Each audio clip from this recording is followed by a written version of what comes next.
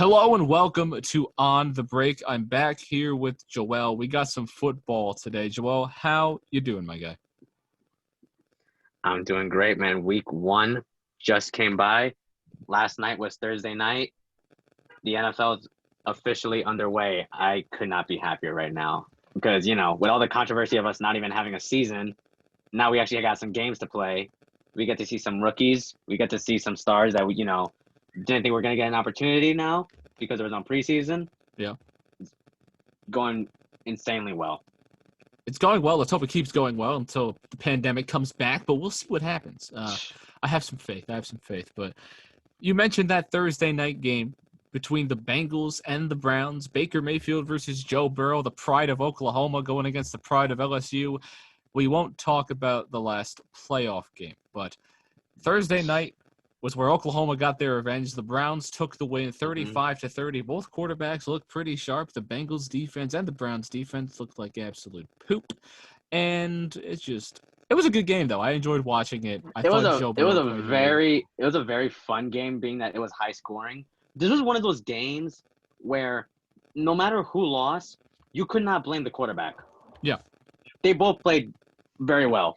I don't think there was a turnover for either of them. Maybe I'm wrong. Baker had one bad throw. It was his only bad throw of the game. Baker had one mistake in that whole game. Yeah. I feel like it was an underthrown interception. It happens to the best of us. Happened a lot to Tom Brady last game. We're gonna get into that game later, but I mean, it was just a good game. I mean, Baker, he only threw 23 passes the entire game, 16 for 23, 2 touchdowns, one of them being a absolute beautiful throw to Odell Beckham Jr. The one interception is the one interception. But Nick Chubb and Kareem Hunt really carried the load for this team. They both had a touchdown, I believe. They both had a ton of rushing yards. I mean, Nick Chubb, 22 carries, 124 yards, and 2 touchdowns. You don't need anything else. That is what you ask of your workhorse running back in Nick Chubb, and Kareem Hunt also put his own work in. But Joe Burrow, I mean, I don't know what an arm doctor's called, but pray for him. I mean, Joe Burrow threw 37 completions to 30. He was by himself. Total passes. 61 total passes for Joe Burrow. He was by himself. Yeah. He was by himself. There was nothing that he could have done more than he was already doing. It all relied on the defense, and the defense could not stop the Browns. Yeah. So it's like, I don't understand why.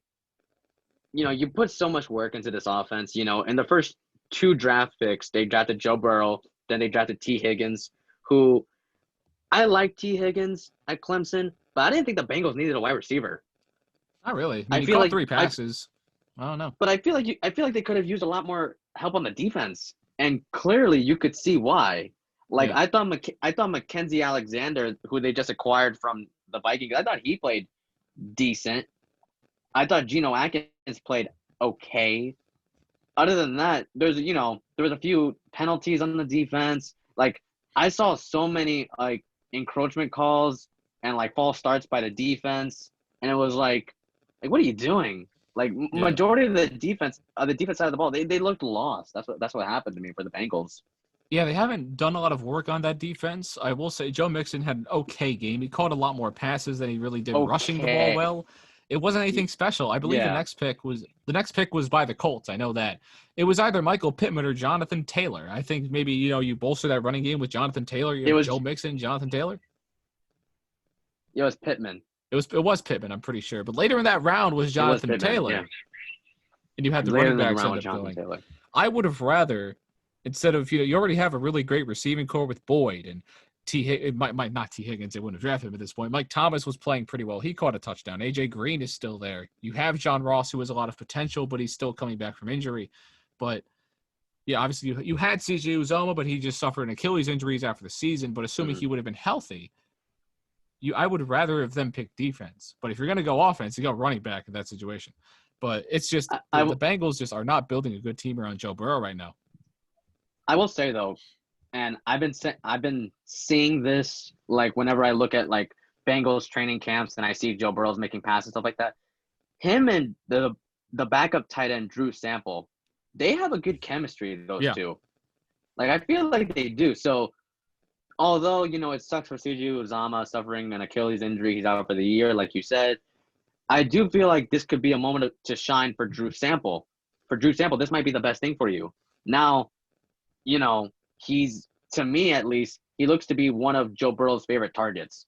That's what I feel like he is. So who knows? Drew Sample might just pop off in the next coming weeks. Drew Sample, Joel was giving you fantasy football advice right now. Drew Sample could be the number one target in Cincinnati. Draft him, even though, I mean, if you got a late draft, pick him up. Starting your fantasy league in week 3. That'd be a fun time. I meant pick him up in waivers. I said draft him. What's wrong with me? If you got the high waiver wire, get some Drew Sample action for you. I got Mark Andrews in 4 leagues, so I don't need him. You can have him. But yeah, the game, I mean, the thing is, Joe Burrow played really well. I've seen, you talked about Bengals training camps. I saw one clip. He was being rushed by every single defensive lineman in one clip in practice. Every lineman didn't do their job properly, and Joe Burrow was being rushed by 4 people. Please get rid of Bobby Hart. Oh, my God. That Hart. Man. Shout out to Giants fans. Man. He can't do anything. He cannot do anything. Oh, my God.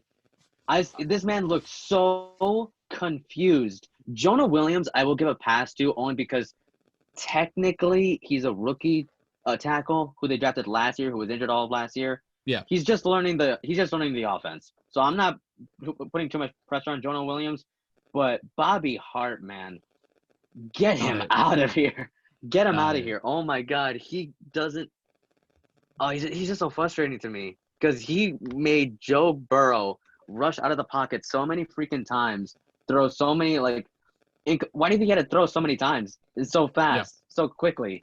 And it was like, you wonder why Joe Mixon had to catch so many passes because the running game was just not there. Yeah, it wasn't there. I mean, Joe Mixon caught 4 passes for 40 yards. He only had 46 rushing yards. He almost had as many receiving yards as he had rushing yards that game because the run blocking wasn't there at all. So even if they did pick Jonathan Taylor, it wasn't going to do anything because there wasn't going to be any room to run. I think, the Bengals are a project. We didn't expect them to be good going into this season. We didn't expect them to win a lot of games. But now if you're the Bengals, you really have to start looking at it and going, wow, we got to help out Joe Burrow, man. There's a great left tackle coming out of Texas this year who's projected to be a top pick, and I expect the Bengals to have a top 10 draft pick regardless. So he's a guy that I think they should pick up, but we'll get into that more around draft time once we know their picks and everything. But the Bengals are a work, but they still put up 35 points even with all these, great controversies around, not controversies, but just problems. And Joe Burrow in that last drive, he had 3 passes that could have been touchdowns, by the way. One was an A.J. Green drop. One was I think one got called back. Joe Burrow, but he looked like Joe Montana. The way he was so calm and collected out there. I will say one thing about Joe Burrow. This is going back to Sunday, his first game against the Chargers. So if you look on paper, he had an okay game, not a great game because he had an interception, right? And no passing touchdowns. I watched this game, and I want to say he threw that interception, right? And it caused the Chargers to score. The very next drive that Joe Burrow had, he went 9 for 11 and allowed the Bengals to score. The second he made that mistake, he showed leadership, and he brought his team back. He brought his team back from a losing deficit. You know what I mean? Yeah. So that alone, it was like, okay, I'm totally forget about the interception.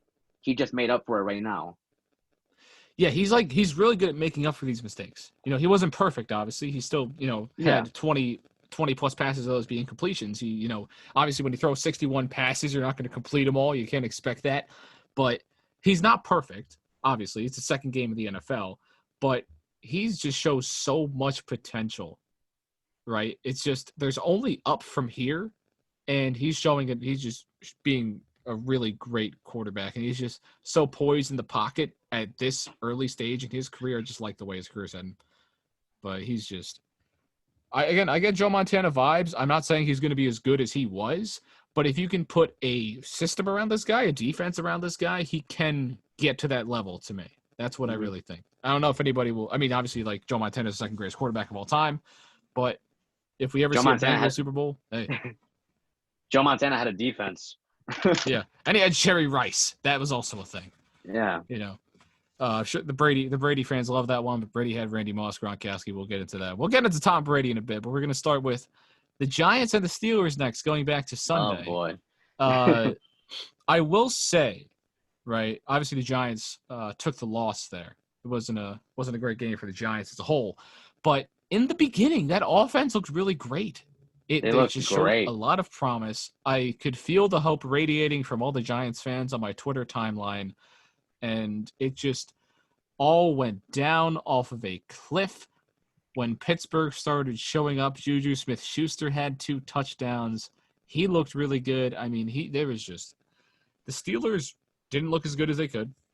The Giants started looking good. I thought the Giants were going to win the game the way it was going. And then the Steelers' offense just started clicking, and the Giants' offense didn't. I remember Daniel Jones had this play. He's rolling out to the left, and he just chucks the ball up into the end zone, hoping something happens. If you see a defensive lineman, I believe it was Cam Hayward, got an interception. You love to see the big boys get an interception, but as a Giants fan for you probably hated to see that play because that was a dumb play by Daniel Jones. Let's admit it. So what did you think about your Giants playing? All right. So this is what I want to say. In the beginning of the game, yes, the offense looked very well. They looked very good. I thought the drive was working well. Now, guys like Evan Ingram and who was that? I believe it was Sterling Shepard or Saquon. It was Saquon, my bad. It was Evan Ingram and Saquon. They both dropped the ball twice that game. Yeah. Evan Ingram, who I thought this was his first 3 targets. He dropped the ball. Right. It was the second one was in the end zone where he did a terrible route. He had no communication with Daniel Jones. And the third one was a push-off. Evan Ingram did not have a good game. Daniel Jones, however, even though he threw 2 interceptions, I do feel like he had a good game because the first play that, obviously everybody was looking at was his, however many yards, the bomb he threw to Darius Slayton for the touchdown. That was the best throw I've ever seen from him. I will say one thing, though. Darius Slayton, he is looking, and I'm not overreacting here, he is looking like a wide receiver 1 for the New York Giants. Yeah. He is looking like a wide receiver 1. Now, the very next play, he throws an interception. I don't feel like that was Daniel Jones' fault, though. TJ Watt just made a very impressive defensive play. Yeah. I don't think there's anything you can do about that. He literally went forward, saw that Daniel Jones was throwing, dropped back, made a miraculous catch. Like, you can't do anything about that. There's nothing you can do. There's nothing you could have done at that play. That was just a great defensive read. It was a great defensive play. There's nothing you can do about that. To what I say to Giants fans, you lost to a good team. That's what happened. You lost to a great defensive team. Arguably a top 5, maybe even top 3 defense in the NFL. You lost by 10. And that was with Big Ben throwing 3 touchdowns. And let's just say he looked great too. Yeah. I don't feel like I'm not even disappointed. It's like, if we were blown out by 30, yeah, I'd be like, well, another sucker year. That's all it's gonna happen. We lost by 10, and Daniel Jones had 2 touchdowns, 2 interceptions, and one of them I don't even feel like was his fault.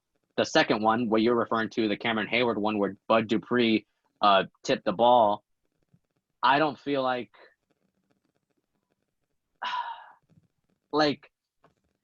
I want to say I feel like he was throwing it out of bounds. I just felt like he held on to it way too long. Yeah, that was the main problem. He threw the ball away way too long. That's what I feel like what happened. Because I believe it was Sterling Shepard that was coming in on the left side, and he looked wide open. I feel like he was aiming for him, but you had 3 guys that were going to be in the way of that ball, one of which was in your face. So, at that point, it was like, okay, just throw the ball away. And I feel like he was trying to do that. Yeah. But I'm gonna say it was a great defensive play by Bud Dupree, but he should have thrown the ball away. I feel like he should have thrown the ball away earlier. You know what I mean? So, or even at the point that he was, just take the sack at that point because you were in great field goal range. I mean, they were gonna, you can make that kick unless if your name's Steven Gostkowski. So, and this is all this losing by 10 and everything, and Daniel Jones throwing 2 picks. This is not to mention that the Steelers defense held Saquon Barkley to 6 rushing yards. Yeah, he didn't look They good. locked him up. Well, I wouldn't say he didn't look good. They made him look bad. It was the offensive line. the offensive line made it look terrible. Yeah. First of all, I saw the commentators were saying this, and I couldn't believe it. The Giants had a former tackle playing center, and he had a horrible game. Nick Gates, I believe that's who it was, the number 65. So Andrew Thomas, for what he was told to do, he played fine. Like when I saw Bud Dupree being totally unblocked and like going after Daniel Jones, going after Saquon Barkley, he wasn't told to block him. He was told to stay up the middle in case guys like Cameron Hayward were like, trying to come up the middle. That's what he was told to do. Bud Dupree, he was just gonna hope that he dropped back, or he wouldn't have enough time for Daniel Jones to drop the ball off to Saquon. Yeah. Like, there's nothing Andrew Thomas could have done at that point. There's nothing he could have done. Like, I don't like so Andrew Thomas at least, I felt like he was fine. Cameron Fleming was terrible. He was the former tackle for the Cowboys, and he was horrible. I didn't think he was good at all. Like, Will Hernandez, I guess he played fine. I didn't think he was terrible. There was a few where, like I said, there's certain parts where you would think that the guard would have to help out the center, or the center would have to help out the guard. But Will Hernandez, when it came to his right side, where Nick Gates was, he had zero help. So, like, I don't see why he was even starting for them. And not to mention that they brought back John Halapio, who was their center last year. I don't see why he wasn't starting. So it's things like that that just really confused me. And you just drafted another center, Shane Lemieux, I think, out of Oregon. Yeah, he's a left guard. Like, he wasn't can starting. be converted to center. He's a guy that they're working on to get him to center. But he's more of a left guard right now. Yeah. It's just things like that. It just frustrates me. It's like, why would you have a tackle playing center? And you clearly see by that Steelers game, he played terrible. So it's like, it's just things like that. It's just very confusing to me. I honestly feel like for this loss, I don't blame Daniel Jones. I don't blame Saquon Barkley. I would blame more or less the offensive line and then Joe Judge. Like, honestly, like, some of the things that he was doing, it was like, first, like, on the first drive of the game, it was a, what was it called? They had a penalty. It was a delay of game call because he was trying to, like, figure something out. And it's like, when you figure something out, it's like, I don't know. Things like that just really frustrated me. Yeah, obviously his first game coaching in the NFL. We'll see where he goes from here. Hopefully, I mean, it's got to be better than what the Giants have had before, right? We'll see. I don't know about him. I didn't hate the coaching. I hated the offensive line. I didn't like what they did. You mentioned it all. Andrew Thomas was fine. The Giants haven't had a true center in years that's been able to actually do well. The guard situation needs work. I think Shane Lemieux should be thrown into the lineup a bit more. I don't know if he's on the practice squad or wherever he is, but I like him a lot. I think he can be really good. He can be a really great NFL player. He was great at Oregon, but the offensive line has always needed work. It looked a little better last year, but now it's just not looking as good. Obviously, no preseason, but they need help, the Giants. I like the defense, but you played a good team. You only lost by 10, like you mentioned. I don't really hate what they did. I don't know if you have anything else to go off of, but you expected them to lose. That was the thing. Exactly. Honestly. I would say you expect them to lose. It's just like some mistakes that I see. It's like, against a top 3 defense, there was a chance we could have won this game. The Giants could have won this game. And I don't know, stupid mistakes. It just frustrates me like that. Yeah, that all comes with, continuing to play. A lot of these things would have been cleaned up in the preseason, but a guy that we expected to play a lot better, he went by the name of Tom Brady. And he played the New Orleans Saints, obviously one of the better teams in the NFL. But Tom Brady, 23-34, I believe the final score was. And Brady just was not connecting with his receivers the way that I think we expected him to. That's what preseason's for. I think this is one of the effects of not having a preseason. Him and Mike Evans were not on the same page. And anybody who owns Mike Evans in fantasy was not having a good day, not having a good week. And I'm sure it's probably the reason that a lot of people lost their fantasy matchups last week was this Mike Evans situation. Ronald Jones was okay. The offense was okay. They still put up 23 points, but the Saints defense expects you to score on them. Drew Brees played well. He looked like the Drew Brees of a few years ago. 18 for 30, 160 yards and 2 touchdowns. Kamara looked great. The offense looked great. They lost Michael Thomas for a few weeks to injury, obviously, but Other than that, the Saints offense looked good enough to be able to, go on without him for the time being. But Tom Brady, 2 touchdowns, 2 interceptions, a similar stat line to Daniel Jones. That's why I kind of mentioned that a little bit. Chris Godwin was fine, but the Bucs did not look that good. I don't know what we expected from the Bucs. I think we expected too much of them from a 42, 43-year-old quarterback. I don't know. This game's a little weird because, you see that like you said, a similar stat line to Daniel Jones. Tom Brady had an offensive line. Like, Tristan Wirfs played fine. A lot of them played fine. Ali Marpet, they all played fine. The offensive line was not the problem this game. It just had to be the chemistry between the quarterbacks and the wide receivers. That's what I feel like it was. Like, the defense against a New Orleans Saints offense. This is the New Orleans Saints. They're always in contention for the Super Bowl every year. They never win, but they're in contention. Right. So it's like you expect them to score a lot of points on you. Like you said, the Saints, Kamara, you got Emmanuel Sanders. I know Michael Thomas suffered an injury, but, it's still Michael Thomas. And then you had Jared Cook, who was actually playing very well. It's like, and then you have one of the greatest quarterbacks in the NFL right now, in Drew Brees. It's like, a future Hall of Famer. And he has a great offensive line, too, as well. It's like you expect the Saints offense to score a lot of points on you. It's just what happens. Now, with Tom Brady, in the first video we've made, he was my pick for MVP. Right. I said this because looking on paper, you see Mike Evans, Chris Godwin. He had Gronk back, O.J. Howard. He had a great running back in Ronald Jones, who I thought was going to have a big leap this year. And now you add Leonard Fournette. It's like, okay, come on, look at all the weapons he got. He got this in the bag. And it's like, it's a scratch in the head. That's what it is. Because, you said, I didn't expect him to do well week 1. I was not expecting a good performance this week. I don't think anybody did because there was no preseason. It's against the Saints. This is his first game of the offense. Him and Bruce Arians are still working things out. What did you really expect? I mean, obviously he made a terrible decision, but on the pick 6 to Janoris Jenkins, but you can also put that a bit on Mike Evans. He thought he was going to be there, and he wasn't. So it's just they're going to have to put some work in practice. Brady's going to have to go, back to his yelling and his anger. He still has the passion for the game, but he's older. He's not making all the throws that he used to, obviously. So I think, once we look at week 4 or 5, we'll be able to see if Tom Brady's really old. You might see a little. Yeah. It's either going to go up or it's going to go still and plateau a bit. Still stay I down. I feel like it might go up only because you need to build this chemistry a little more. Like, Gronk did not have a good game. No. He did not. He's still working his way back into playing football. O.J. Howard played fine. I thought he was okay. Leonard Fournette, he looked he's still learning the playbook. You know what I mean? Like, he just got there, a week ago?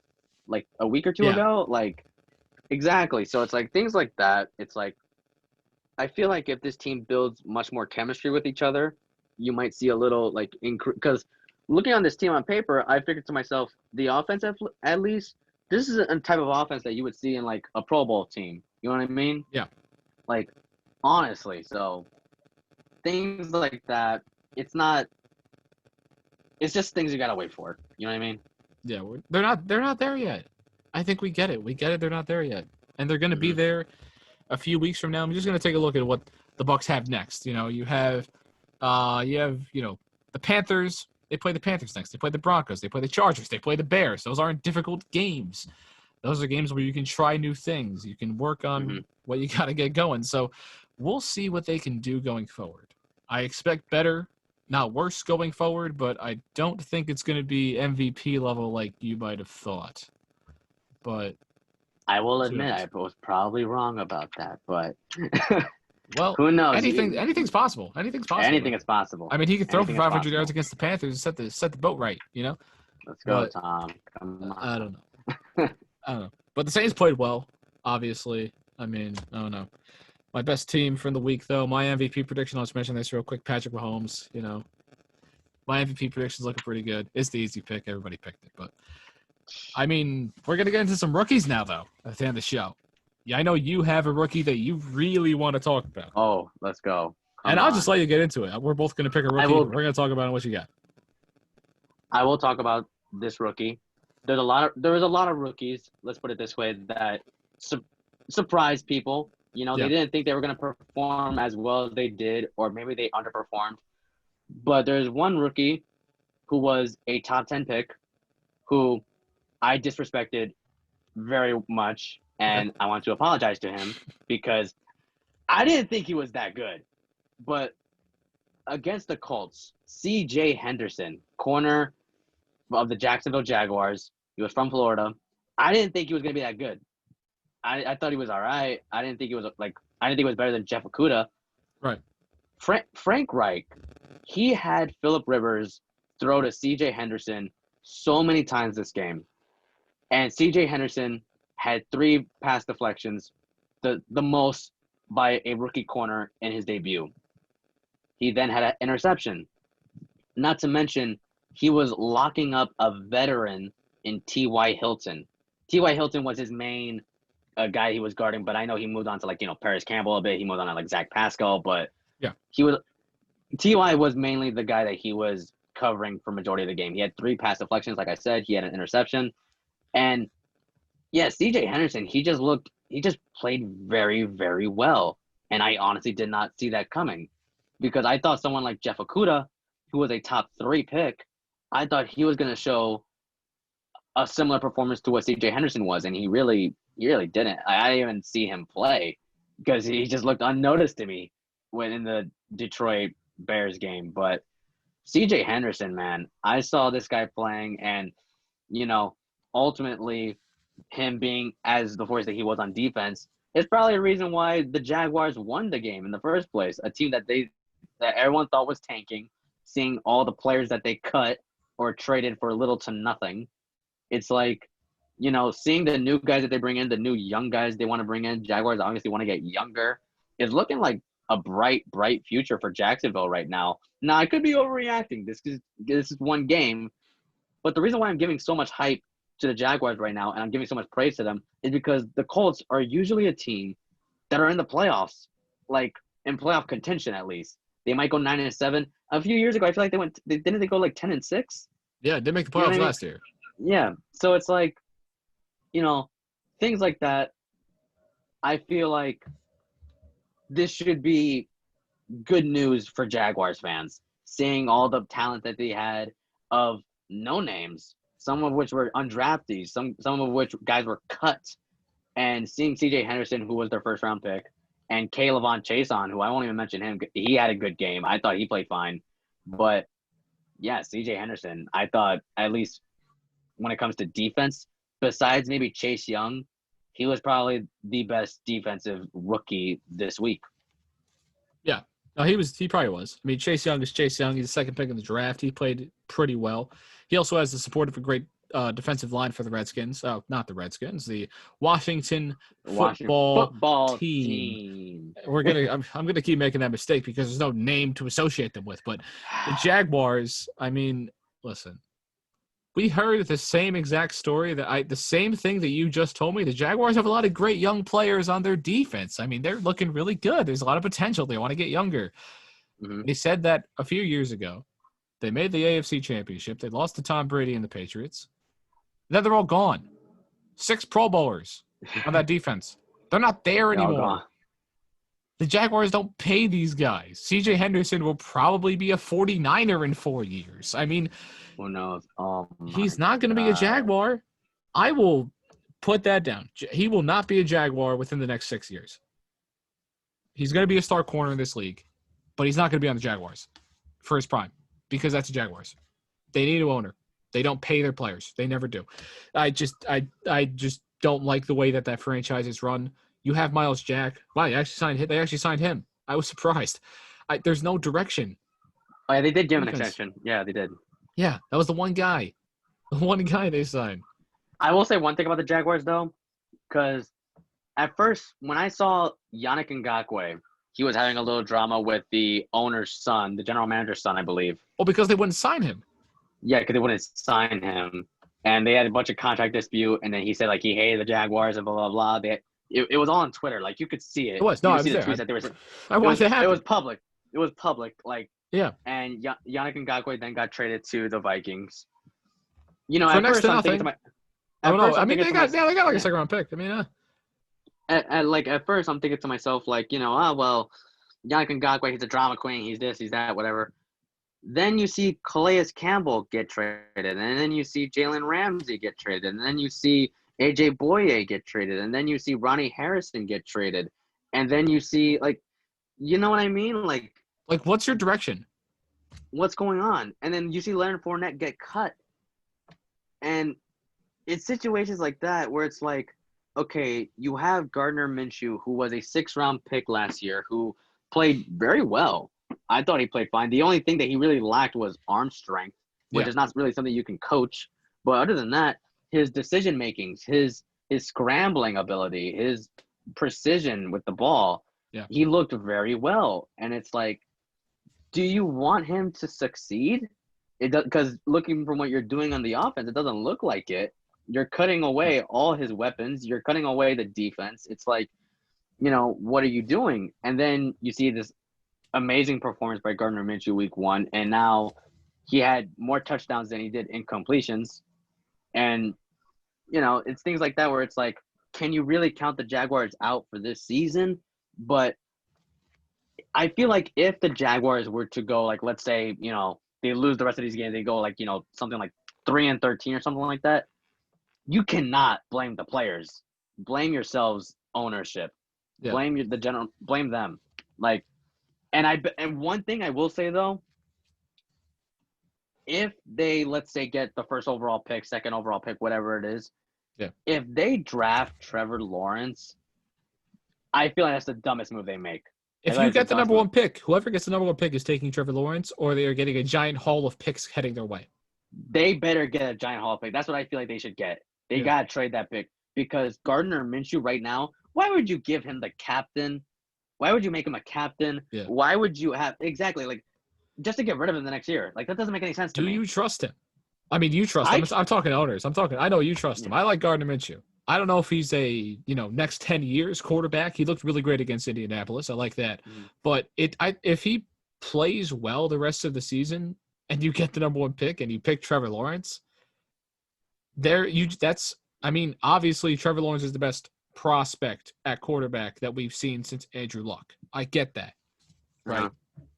But would you rather have Andrew Luck, or would you rather have 3 first-round picks, a second and a few fourths maybe for the next 2-3 years? The way that the Jaguars could be looking at this is, do you want to replace Gardner Minshew, who has not shown that to be a problem for you, or do you want to build around him? Yeah. Which you should be doing. Now you're just going to have Trevor Lawrence next year filling the spot that Gardner Minshew was doing, and he has no help now. Yeah, and it's like, now Trevor Lawrence is gonna look like dog crap. You know what I mean? Yeah. Like, there's nothing that the Jaguars are doing to show that they actually care about the players. Yeah, it's just I don't like the way that franchise is run. But a great franchise is the Baltimore Ravens, and Patrick Queen was probably the most slept on, most under the radar defensive player that I saw. I slept on him. Yeah, he had a sack, a forced fumble, and 8 tackles. He did what you had to do. I mean, the Ravens demolished the Browns. Obviously, he plays in a great system. But Patrick Queen, you could argue that he was the best defensive player on Sunday. He looked great. But, you played the first week Browns. You played the first week Baker, who didn't look that great. He looked great against the Bengals. But, I mean, I actually have faith. I have faith in Baker the rest of the season, to be honest with you. If that OBJ connection can actually get going, I like the way it looks. I think you got to get rid of one of Jarvis or Odell, because Jarvis didn't do much and Odell was able to shine. So I don't know, but I like the way Patrick Queen played. He just looked great all over the football field, doing everything. I mean, he was just a great player. Go watch the film. You'll see he made all the right plays. He didn't make too many errors. He just filled in his spot at linebacker. That's what he's there to do. And he did a little more, getting a sack and a forced fumble. So I liked him. Honestly, for the Baltimore Ravens, their defense last year was unstoppable. Their defense last year. It's looking unstoppable this year. Now you added Calais Campbell from the Jaguars for literally nothing. It was like a 5th-round pick, I think. That was it. Yeah. And And he's someone that I feel like has like a good like maybe 2-3 years left in him. He Like does. he's gonna For be sure. there. He's gonna be there for like a while. And the only weakness that they really had was at the linebacker position, and they filled that with who you said was probably the best defensive player this week, or up there to be considered as one. Yeah, top in 4. Patrick Queen. Yeah, and it's like really when it comes like I will say one thing though about this defense, like allowing little points to the Cleveland Browns early on.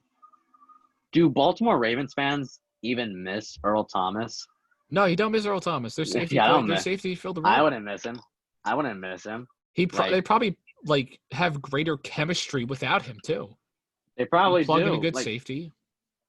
They're good. I know they said like Earl Thomas like prior to all the stuff that has happened. I'm not gonna mention it. Yeah. But he was like getting into arguments with players. He was getting into arguments with the coaching staff, and it's like he thought he was something. He thought he was like the leader of this defense, and you weren't. No, you weren't not the leader. Like we brought you in to fill a need. We brought you in because we wanted to give you a second shot. We wanted to fill the safety need.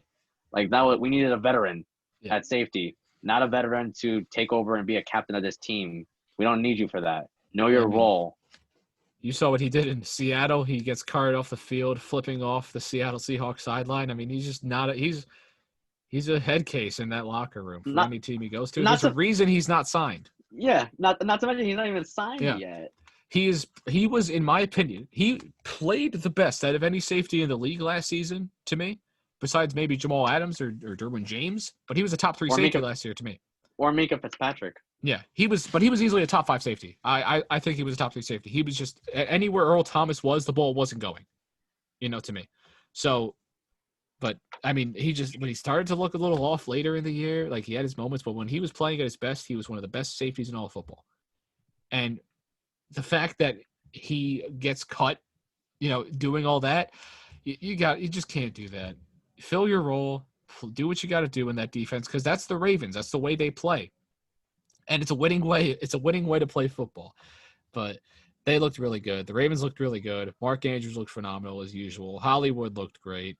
I mean, I like Devin Duvernay. He looked pretty good out there when he got out there. I mean, they had a great team. And they just fill in whatever they need. The thing I liked about the Ravens, though, they're going to bat down a lot of balls from the defensive line. I mean, Calais Campbell knocked down like 2 passes from Baker. One of them turned into an interception. That's going to be a problem for every quarterback. I mean, Calais Campbell on the Jaguars, that was a problem for, but the rest of that D-line's pretty tall too. It's where do you throw the ball?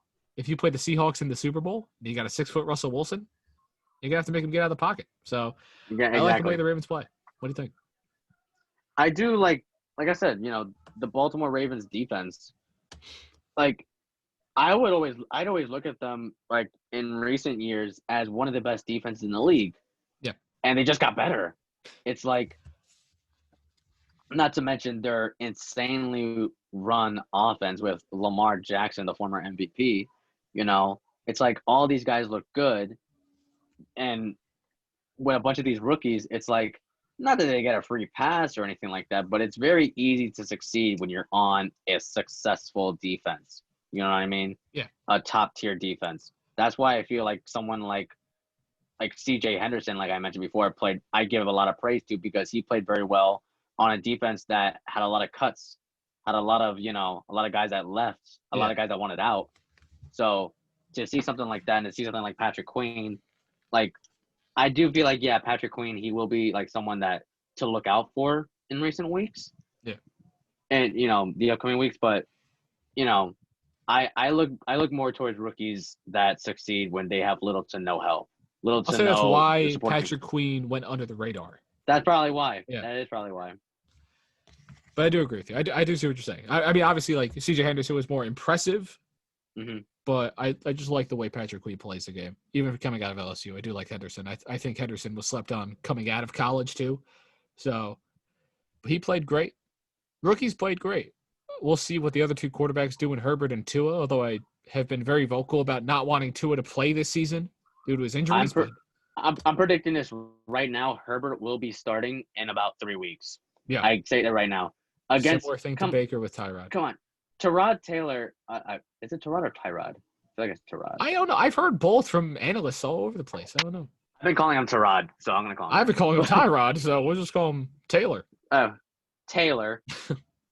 You scored 16 points against a Bengals defense. Yeah. I don't understand that at all. I feel like Tyrod Taylor is washed. I feel like he is. I don't understand why he was the starting quarterback. He's a good leader. I don't think he's a starting quarterback caliber player. I feel like Justin Herbert, trust me, he will be starting in roughly 3 weeks. Oh, 100%. Within 3 weeks. He should be. That's why Tyrod's there anyway. So he's just a fill-in guy. I never saw Tyrod as a starter. Like, even at any point in his career, I never said, wow, I think Tyrod Taylor should start in the NFL. He was always the backup on the Ravens and never got to play. And I thought he was good on the Bills. That was about it. I didn't even like him on the Bills. I didn't think he was that great. I mean, he did his job. That was the thing. He did his job. But you weren't going to get more than 9 wins out of him. He was just really mediocre. That's what I thought about him. But I don't know if you have anything else to add. If you don't, then we can get out of here. I think that's a good week 1 recap. What do you got? It's a good one. It's a good week 1 recap. Yeah. I'm trying to get my words together. But in these upcoming weeks, there's a lot of rookies that haven't gotten an opportunity yet. Yeah. A couple of rookies that didn't have much success in their first week, but who knows? You might see things change in the upcoming weeks. We're going to see some big things out of wide receivers and quarterbacks next week. Maybe we'll see about that. That's what I'm thinking. I think Herbert might even get a shot to start come on Sunday. So we'll see what they end up doing. But other than that, thank you all for watching. Thank you all for coming on. I am signing off for both of us. I'm John alongside Joel. Thank you so much for watching, and check out Mike's video if you want to get the rest of week 1. He talked about his Eagles. It was a big Eagles rant. Eagles rant and some other stuff he threw in there as well, but that was a funny one. And other than that, I'm John, again, alongside Joel. Thank you for watching. We will see you later.